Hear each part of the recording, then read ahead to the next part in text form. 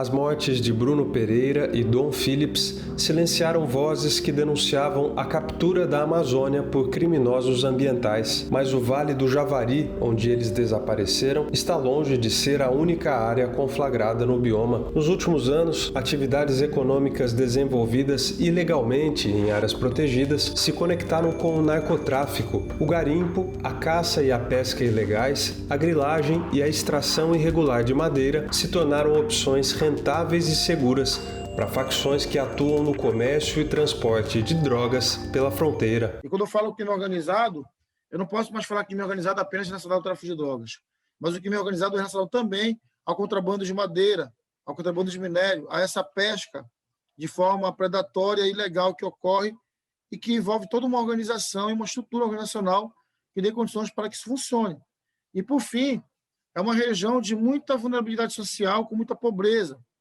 O que significa dizer que é muito fácil cooptar ribeirinhos que não têm nenhum tipo de possibilidade de ascensão a partir do contato com o tráfico de drogas. Segundo o especialista, o avanço predatório sobre as populações tradicionais da Amazônia é legitimado por um modelo de desenvolvimento que enxerga áreas protegidas como fonte de lucro, uma concepção que entende como atraso as atividades tradicionais desenvolvidas desde antes da chegada dos portugueses. Então, esse movimento, ele não é uma omissão, ele é um projeto.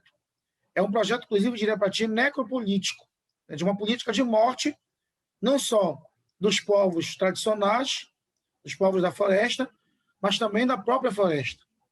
Porque quando tu destrói a natureza, tem uma morte ali que é uma morte simbólica, uma morte cultural, uma morte espiritual, desses povos que dependem dessa floresta. Esse modelo de desenvolvimento que abriu as portas da Amazônia ao crime ambiental tem como contrapartida um Estado mínimo que abriu mão das obrigações constitucionais de proteger os indígenas e suas terras. Então a gente tem essa utilização que subverte o propósito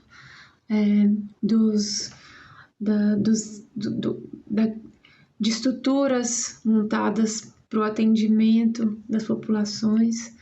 A gente tem o esvaziamento, o desmonte, né, da política indigenista, da política ambiental. Um exemplo é o desmonte da FUNAI, a Fundação Nacional do Índio. Um dossiê produzido com a participação de servidores revela como o governo de Jair Bolsonaro subverteu a missão institucional do órgão, que seria a de fazer valer os direitos dos povos indígenas sobre suas terras. Foi por isso que o indigenista da FUNAI, Bruno Pereira, se licenciou do órgão. Ele foi morto cumprindo o dever que seria do Estado em uma região abandonada pelas autoridades de segurança. A gente tem que se perguntar quais são os mecanismos que estão permitindo o avanço dessas atividades.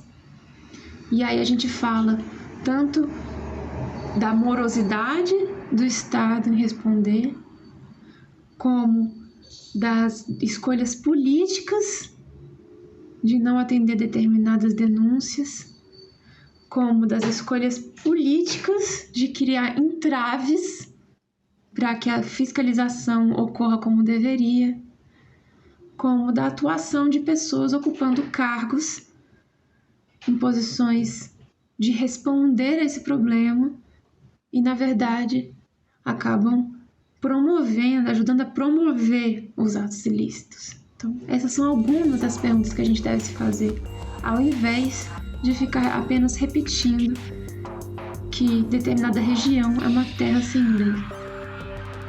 A gente deve se repetir são outras coisas.